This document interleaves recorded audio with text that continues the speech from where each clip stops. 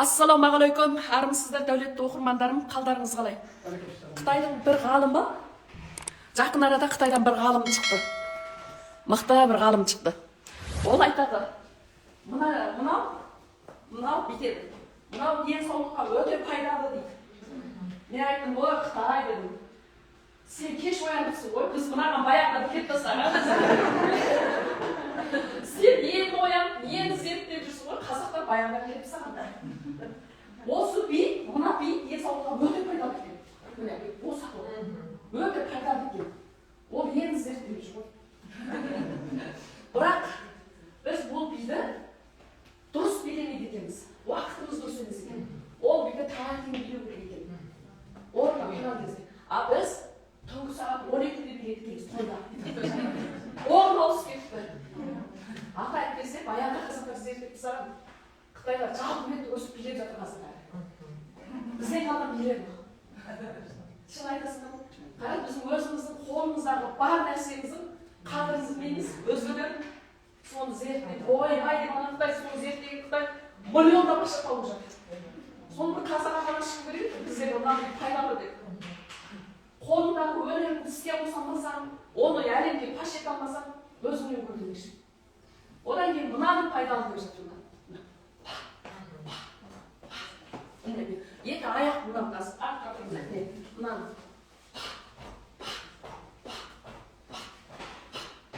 Осы пайдалы екен.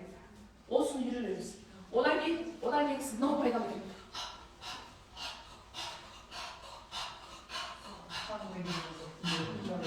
Мынау да пайдалы екен. Бұл денсаулыққа ең пайдалы екен. Осы жаттығуларды жаса, содан кейін арқаларындағы нүктелеріңді бастырып, дұрыс тамақ ішіп жүрсең, ол ұзақ өмір сүресің. Ол көрдіңіздер ғой, сол үшін қара, сол үшін арбаңдап билей беріңдер. Біз билеп жаса, қайтеді арбаң, ербек, біріміз тоқтатып тастаймыз ғой, тоқтатпай билей берің. Өзің денең қалай, қайда кеткісі келеді, солай билей берің. Бәрі пайдалы екен. Өзі, ой, ана мырза біліп келе оған. Ұрып билемеуші еді ғой, әзір арбаңда қапты ғой деп, өзің тоқтатып тастаймыз. Тоқтатпай, қалай билей береміз, солай ше. Бірақ таңертең жылы 300 грамм жылы суға ішіп, одан кейін барып билеңдер. Ана асқазанды тамаққа толтырмап, одан кейін билемеңдер. Тамаққа тоймап, бірақ билемейді. Ол қате. Аш қарынға. Так, бүгінгі үйрететін сабағым, қыздар, арқаның массажын үйренеміз бүгін. Мен мына Төлеген ағаға риза болып тұрмын. Аға, сіз бар ғой, өзіңіздің жасыңыздан 20 жас болдыңыз. Шын айтамын. Мен бұрын ылғи да Қытайдың адамдарына таңғалатынмын. Ой, кәпірлер не деген жас көрінеді. Өзімнің қазағыма бірінші рет таңғалып тұрмын. Жаңа жолда келе жатқанда байым екеуің сізді өсірді. Құлағыңды шыңғаны жоқ па?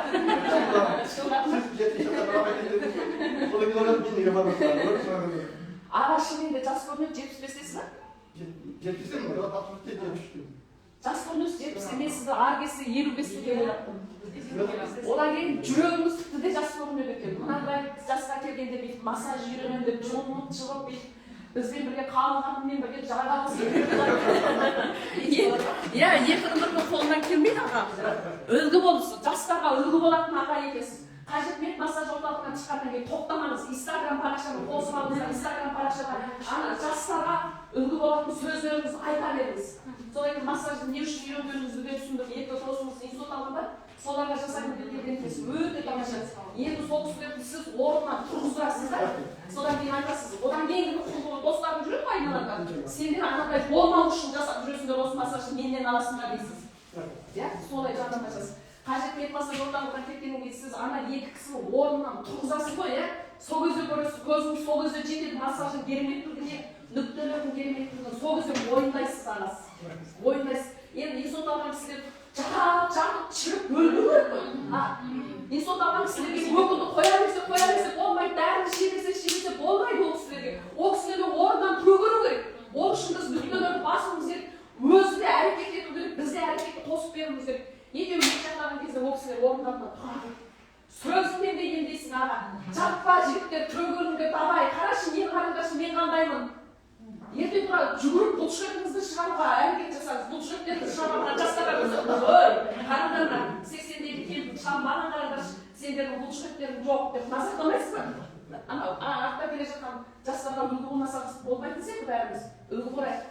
Біз неге мына пиораларымызды бірақ жіберіп тастадық? Өйткені біздің алдыда көрген апаларымыздың бәрі мынандай болған, еңкейген. Біз соларға қарадық та, қатайғанда солай болады екенбіз ғой деп біз солай болып қалдық.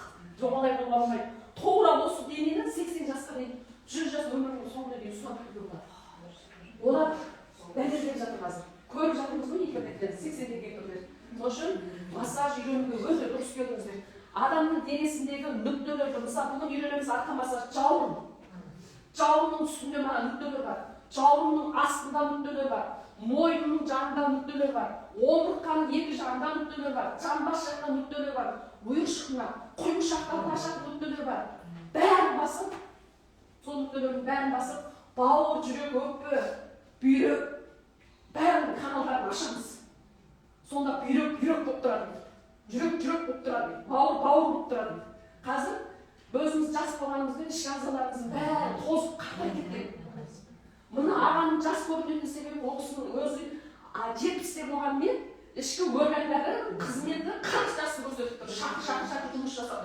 Сол үшін жүзінен, мына іс-әрекетінен жас көрініп қалады. Қазір балаларға қараса, қазір балалар сылау, әлсіз. Күннің астында бір шөптер өседі ғой, бүйтіп күн көрмей өскен шөптер. Жіңішке, қазір балалар сондай. Бетіне қарасаң қаны жоқ, түк қарасаң, күнді қарасаң құлақ қалады қазір балалар. Қазір қатындарында түшкір қарасаң ішіне баласы түсіп қалады. Бәрі сондай өткен. Өйткені бізде жаттығу жасамаймыз, қозғалыс жасамаймыз, отыра береміз. Бұрынғы апаларымыз деген сабал, міне. Мынау деген не еді? Мынау сабал ғой, бүйткен кезде не? Жауырын ашылған. Мынаны бүйткен кезде не? Жауырын ашылған. Киігізді бүйткен кезде не? Жауырын ашылған. Жүн түтіген кезде не? Саусақтар сызылған. Бұрынғы кісілердің бәрі ер адамдар айырып алып лақтырған, міне жауырындары ашылған. Бұрынғы ер адамдар. Бұрынғы ер адамдар шалып шапқан, міне бәрі жауырын. Сол үшін қырда отырған, ауылда отырған ағаларды қалаға қарай келмей қойыңдар дейді. Келмей сол қаланың қырында отыра бер ауылында. Қалаға кайф алатын ұшқындары келсең болды. Бір көріп ішіп массажын жасап, ол қалаға ауылда отырған жас. Қалаға қарай қашып керегі жоқ. Қалада денсаулығы әлсіз ғой адамдар. Ауылдағы кісілердің денсаулығы жас. Ауылда, солар жауырын массаждары сондай әрекет жасамағандықтан жабысып қалады. Енді біз қайтеміз, егер жауырынды жабыспаған кісі массажға келуге бола ма десе, болады. Ол кісілердің нүктелерін басып береміз, каналдарын ашып береміз. Енді арқа массажын кімдерге жасауға болмайды. Және де айтамыз, жүрегі бар кісіге жоламай-ақ қой. Ол ертеңнен бастап айтпай қой. Биылғы 2024 жылы аузыңнан не сөз шықса соны орындалатын жылы. Жаман сөз көбірек айтсаң, соны сен орындайсың өміріңде. Сол үшін мен жаман нәрсенің бәрін айтпай қояйын. Барлық адамға жаса, ыңғайына қарап жаса. Жасай бер, жасама деп ешкімге айтпаймын арқа массажын. Жаса, мына мен үйретіп жатқан массажды балаларға да жаса. Бірақ жеңіл салмақпен жаса. Жағдайына қарап жаса. Жаңағы мойнында ауырып жатқан атрозың жауырынға жабысып, белің, грыжың бәрі бар ғой. Осы қозғалысты жасамай, осы нүктелерді баспай, отыра бергеннен пайда болады. Отыра беріп семіз салмақ, артық салмақ жинап алғаннан болады. Оның барлығы сондай. Белім ауырады деп жүрген адамға қарасаң, мұны ешқандай қимыл жасамайтын адамдар қарап отырса, жасаймын ғой қимыл дейді, өтірік. Жасаймын ғой деп сол бір-екі қозғалмайды. Ондай емес. Одан да көбірек болу керек. Міне арқада болып жатқан оқиғалардың барлығы, ішкі ағзалардың тозуының барлығы осы қимыл қозғалысының жоқтығы болып тұр. Содан кейін дұрыс тамақтанбау болып тұр. Дұрыс тамақтанған дегенде біздің Қазақстанда өзіміздің не мысалы сіздердің бар ғой таңертең сағат 7-де таңғы ас ішпейтіндеріңді мен білетін себебім екі байында жеп қой, бірінші байында жерлік, екінші байында жерлік. Екеуі де таңертең тамақ ішпейді, мен содан білемін сіздердің таңғы ас ішпейтіндеріңізді. А мен таңғы асты қалдырмай ішемін. Таңғы ас деген адамға қуат береді. Таңғы ас деген адамға күш береді, энергия береді таңғы ас. Таңертең ерте сағат 5-тен 6-да тұрып алып, ыстық суымды ішіп алып, бір-екі билерімді армандап билеймін ғой. Ешкімге қарамаймын. Өзіме ұнайтын өмірді сүремін мен. Менің жаным болса, сен кетіп маған көмектеспейсің. Армандасам өзім армандап жатырмын. Саған ұнамаса мен біреуге ұнау үшін өмір сүрмеймін. Өзіме ұнайтын өмірді сүремін. Өзіме қалай өмір ұнайды, соны жасаймын. Билеп адамда содан таңертең таңғы астың суперін жеймін. Таңғы асты жақсы сен түсте кеше ішпей қойсаң да бола береді. Таңғы ас сағат 7-де басталады. 6:30-7-де. жақсылап отырып жеймін ғой, байдың тамағын жеймін. Жесем де жемесем де столымның үстін толтырып қоямын. Толтырып қоямын. Жеймін соны, рахаттанып, кайып алып жеймін. Қайсысын десем, әрқайсының өзінің дәмі бар. Дәмденіп бір келгеніміз өйткені, міне жердегі нүктелер көп, асып, менің аузымнан сөлбіндіп, ана дәмдерді ажырата білемін. Ал сен дәмді ажырата алмай алмада оқсыз, алмұрда оқсыз, армызда оқсыз деп жүрген болсаң, онда сенің мына жақтағы ауыз қызметі қалай? Бұзылған, іске қосылмаған. Арқаң жабысып тұр, қан дұрыс айналмай, сонда сен дәмсіз түйсінің дұрыс емес. Жақсылап отырып ішіп аламын дейді, таңғы асты. Болды. Таңғы асты жақсы ішіңіздер. Түсте кеште жемей ақын. Тура бір сағат 4-тен кейін тамақ жемейді кешке жақын. Сағат 10-да тамақ жейді ғой, менің айымда сағат 8-де 9-да тамақ жейді. Мен айту менің қарызым айттым, орындамасам ол өзінің әлемі. Одан ары қарай бар ғой, сүйрейтін болсам стресске түсіп, сол үшін үндемейді. Таңғы асты өзім жалғыз отырып кайфабат алып іше беремін мен. Кешкі асын ол өзі іше береді. Кешке мен отырамын йогада, медитацияда отырамын. Уақытымды қалаймаған сұрақ қылмаймын мен. Уақытым бәрі бітпейді маған. Сол үшін адам өзінің денесі әдемі тұрады екен, сергек жүресің. Міне осыны үйреніп алсаңыздар болады. Сонда арқаның массажын, сонда жағдайларына қарап жасаңдар, жаңағы мені алынуға болмайды деген адамдар вообще алмай ақ қойыңыздар, ешнәрсе. Содан кейін бір әйелдер келеді, бір еркектер келеді, мен беріп бір қыз шойырып алып дейді, мен массажға. Сөйтіп алып біреулер келеді, сірес. Ондайларды да ғой, уқап жаймен баспасаңыздар, онда да бірден массаж жасауға келмейді. Солай болмау үшін жасаймыз осы массаждарды. Сол болмау үшін жаңағы билерді, жаттығуларды сол үшін жасаймыз. Түсіндіріп көргендеріңіздер. Ең қараңдар, арқа массажын 35-те 40 минут жасап берсеңіздер болады. 35-те 40 минут. Арқасына өмір бойы массаж жасатпаған кісілер келеді, оларды 40 минуттай жасап беріңіздер. Арқасында 4 елім айып артатындар келеді. Олар бау саусағында баққызып, итеріп тұр, оларға да 40 минут жасап беріңдер. Біздің елімізде бар ғой, қазір елімізде мен Қытай мен Қазақстанды салыстырып қарап отырамын ғой. Бізде мына Қытайда шығыс медицинасы өте дамыған ғой. Екі елдің адамдардың денсаулығына қарап отырамын да, мен өзіміздің еліміздің адамдардың денсаулығын көріп, мен қорқамын. Мен уайымдаймын, алаңдаймын. Өйткені біздің елімізде мына дөңгиіп бара жатқан адамдар әзір орта жастағы емес, қазір сәбилерге қарасаң, сәбилерден де көрініп жатыр. Жаңа мен Айбарымды мектепке апарып, Айбарымның ақшасын төлеймін деп қарап отырмын да, кіріп жатқан балаларды қарап отырмын. Кішкене 11 жас, 12 жас, 14 жастағы қыздардың салмақтан көп қой. Байқайсыздар ма сіздер? Шешесі қайда қарап жүр, әкесі қайда қарап жүр. Баланың аузынан не салып жатырсың? Былшылдап шетелден кіріп жатқан маңқаларды жегізіп жатырсың ау деймін. Ана 11-12 жастағы балаларға бүйтіп қарасаң, біреуінде 25 келі салмақ бар артық, біреуінде 15 келі. Ол деген біздің қасіретіміз ғой қыздар. Қасірет қой ананың бәрі. Мына қоғам, мына мемлекет солардың қолында ғой. Ертең көп ауыр балалар дүниеге келсе не істейміз? Неден қорқынышты дысқылардың саны ол көп. Сауаларымыз 8. Қорқынышты, қорқатын жағдай. Бізге бар ғой, қару шармайық та кіре салады біреулер. Қару шармайтын қажеті жоқ. Денсаулықтан бөліміз ғой. Денсаулығымыз қатты нашар. 20 жастағы әйелдер менің денемде емес қой. 20 жастағы әйелдер менен 3 шығады біздің елімізде. Байқайсыңдар ма? Жас қыздарымыздың өзі мемлекеттен. Қасірет қой, ақша деп. Ақшаның бәрін денемізде тұр. Сол үшін нүктелерді бастырып массаж жасап, денедегі бар ғой, шлактардың барлығын табиғи жолменен, есебіменен үлкен дәрежемен шығарып тастап. Сіздер негізі массаж үйренуге емес, ем алуға келіп отырсыздар қазір. Бір оқпен 2 оянатын отырсыздар. Денелеріңіздегі шлактардың шығады арқаның массажына, көресіздер. Арқаның массажын жылына 2 рет міндетті түрде жасату керек. Күз мезгілі, көктем мезгілінде 10 күнгі арқа массажына міндетті түрде бару керек. Барлық адам. Одан кейін айына 1 рет, 15 күнде 1 рет, 7-сіне 1 рет жағдайға қарап бар. Енді жаңағы күз мезгілі, көктем мезгілінде міндетті түрде жасап. Жарты жылда 1 рет денсаулығымыздың барлығын тексеруден өткізіп отырамыз.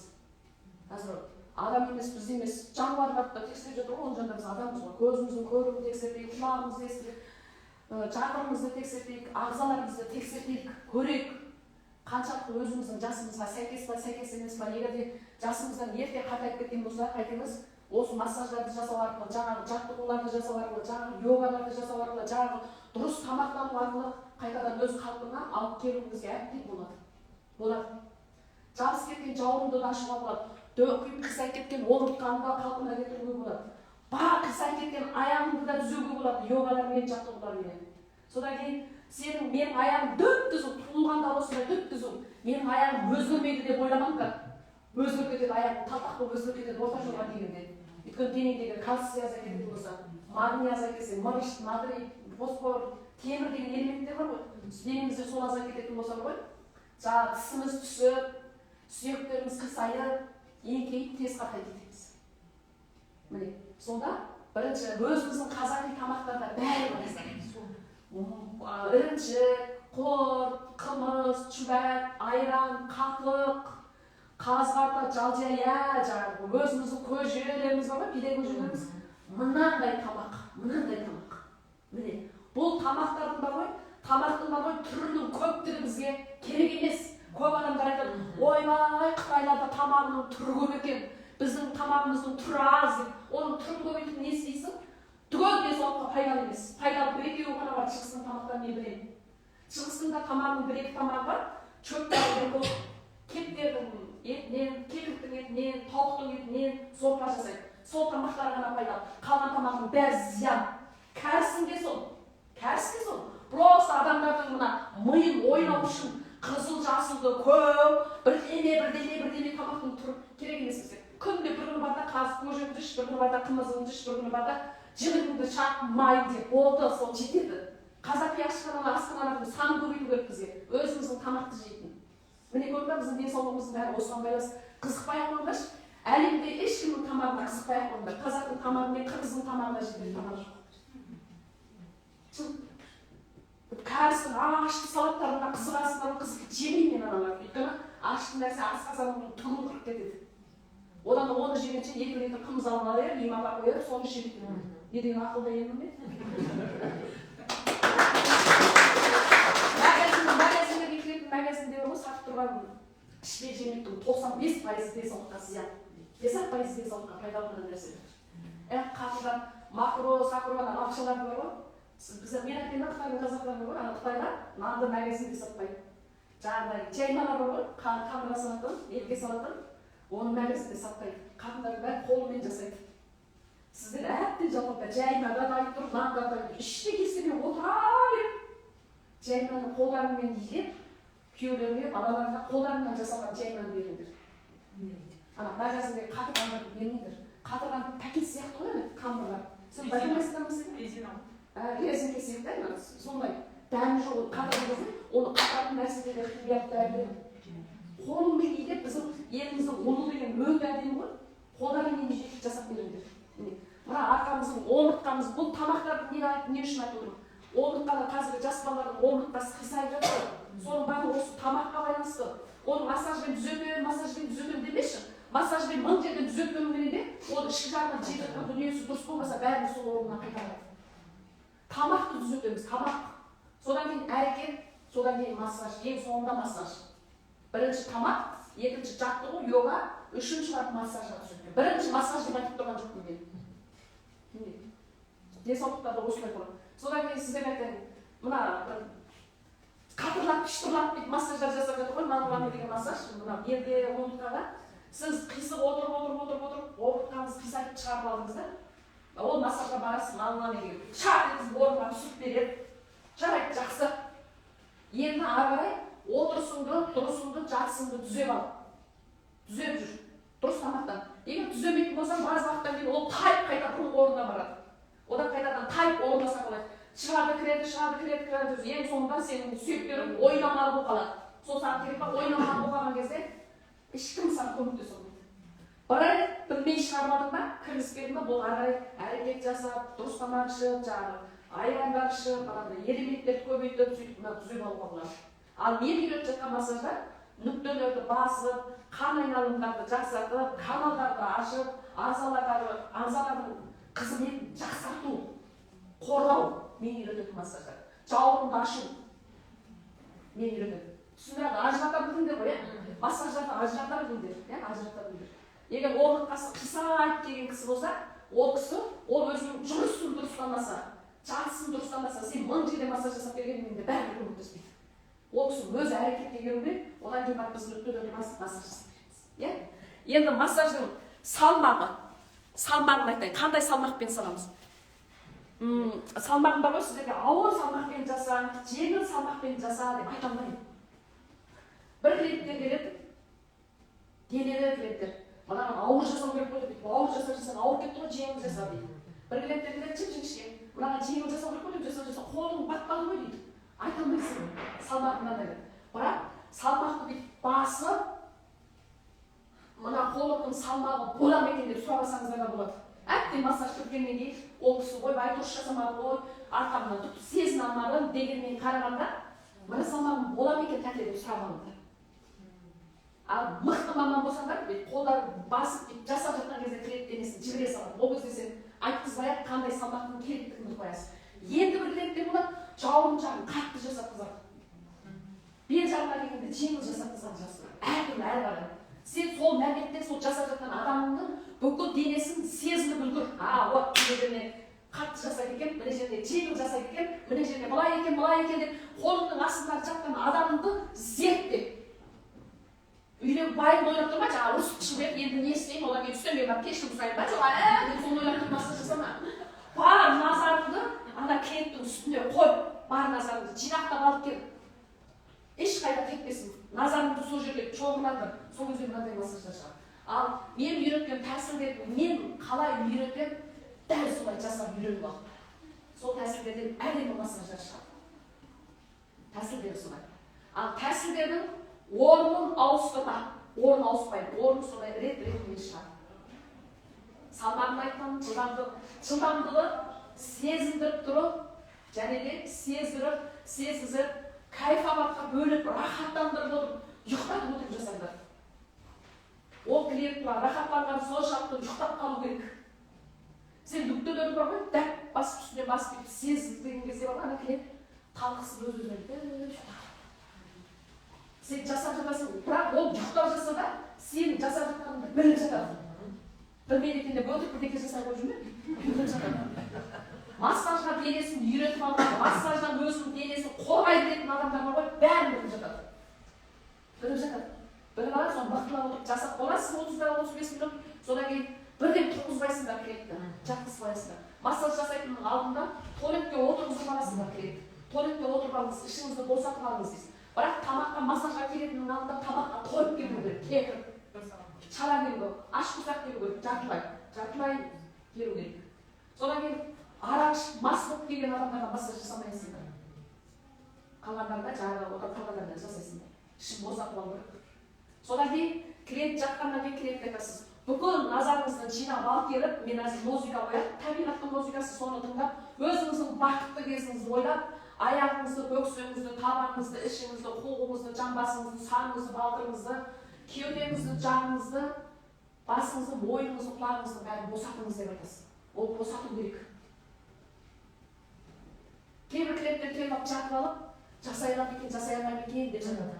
Массаждың мықты шығуы, массаждың мықты керемет болуы, келген адамның рахатқа бөлінуі клиент пен маған байланысты, екеумізге байланысты.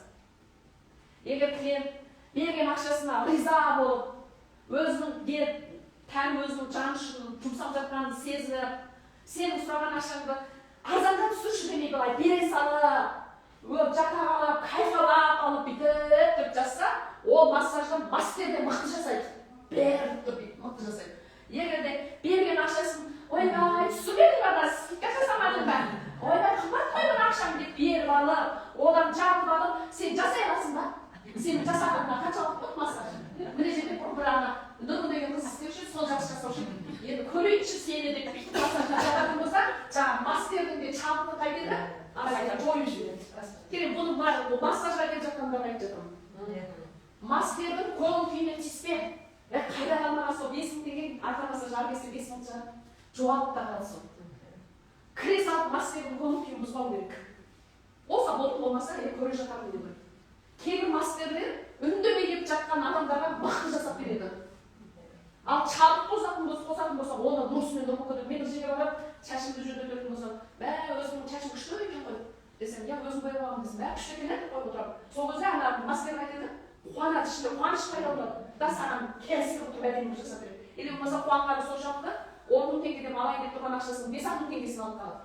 5 мың алмай қойды. Өйткені сен шалып беріп отырсың ғой. Міне, сонда бұл әңгімені ар жақтан отырған оқырмандар айтып жатыр, массажға баратын.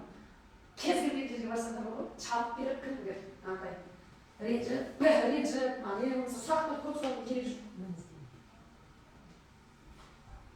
Мен бір кезде ғой, мен айтып берейін, үй алдым ғой, үй алған кезде ғой, барамда қанша мына үйім десем, 12 миллион, 20 миллион деді ма, шақ етіп бере салып, үйді ала салдым. Ештеңесін тексерген жоқпын.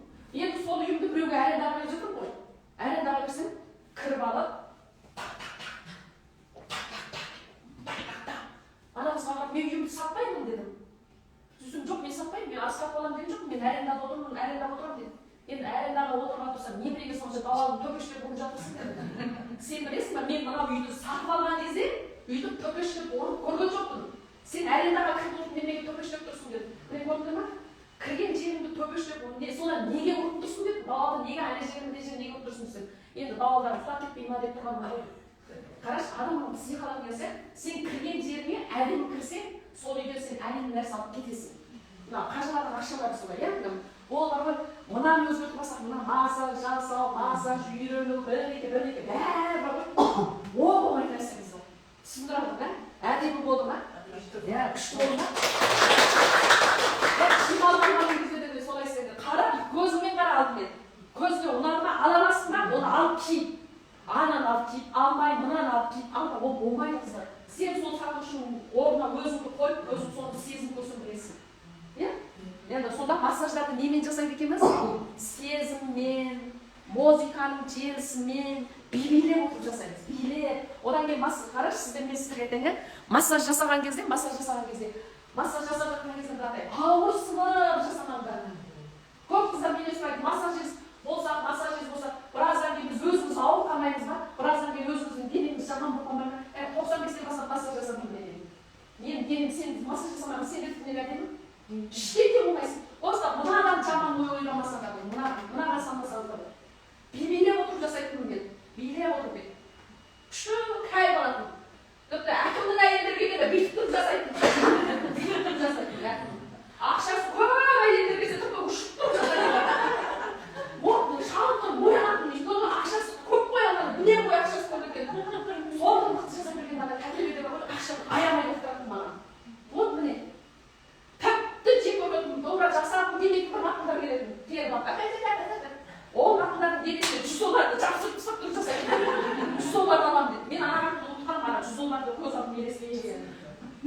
Ең соңында массажымен мойындап бергеннен кейін бұл ақындарға сылқ етесі ғой, ой, керемет екенсің ғой, бол саған ол ғой деді. Сөйтіп мойындап деген іспен, сөзіңмен ол мойындап алмасаң, ісіңмен мойындап. Жегесің, бәрін жегіп шығып, ең соңында өсіп тұрасыңдар. Иә? Сонда массаж жасауға бар ғой, ауырмайсыңдар. Үйде жұмыс жасамай жатып ауырып жүрсіңдер ғой. Әрекет жасаған адам ауырмайды. Ақша тапқан адам ауырмайды. Білмейді ол аурудың не екенін, өйткені ода уақыт жоқ ауыратынға. Сол үшін массаждың бар ғой, еш жерлерін ештеңе болмайды. Жасаған бірінші күн бұлшықеттерім ауырады. Өйткені сендер бұлшықеттерім іске қосылмаған. Енді іске қосылған кезде нешелерден 1-2 ай ауырады. Одан кейін мына бұлшықет қандай кезден кейін ауырмайды. Ешқандай ауырып қалмайсыңдар. Оймен ойламасаңыздар болды. Оймен желкемдесеңіздер болды. Әдемі ойлар ойлап жасай береміз. Келісіп қой, жақсы ондай болса. Так, түсіндірадым ғой деймін, арқаның массажын. Айғайлап жүріп түсіндіреді екен дейді.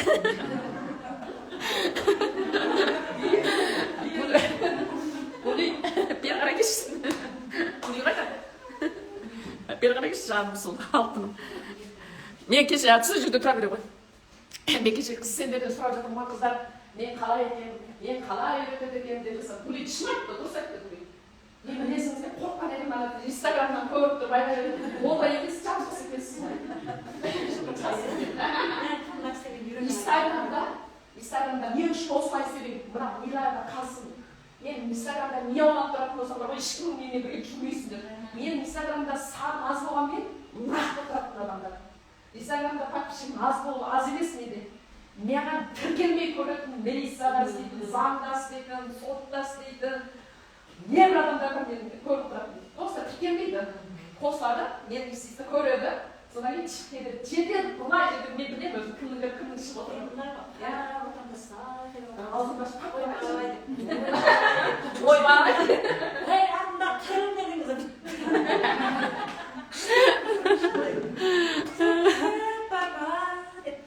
Шарапын өзгеше. Бүйтіп бересің. Мен айғайламасам сен келмейтін едің осы жерге.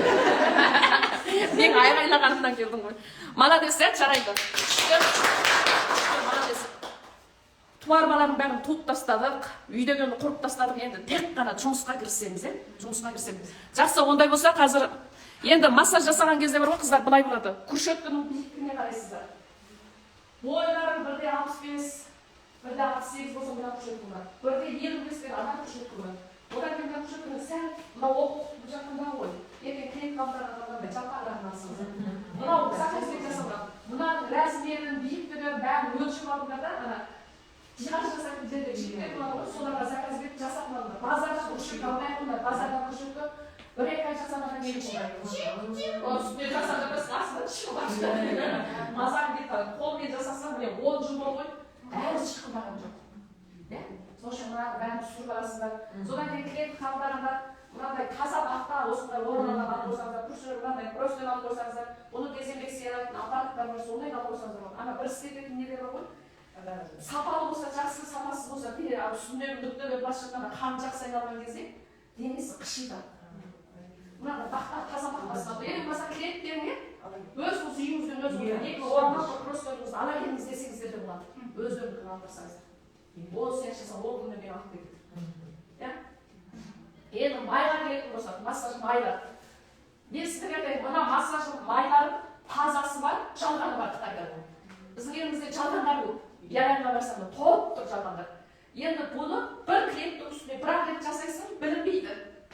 Білінбейді. Сіздерге де клиент бір-ақ рет жасады, кейбір клиенттер 10 күн жасады, ешқандай терге әсер бола қоймайды. Бірақ күнде жұмыс жасап жатқан сізге зиян болады. Сен бір күнде 4 клиент қабылдадың, 4 клиент 10 күнге сен күнде сол ананы ұстап отырсың. Кезінде менде бар ғой, кім еді ана қатынның аты? Роза Сәулена деген бір қатын менде жұмысқа алған.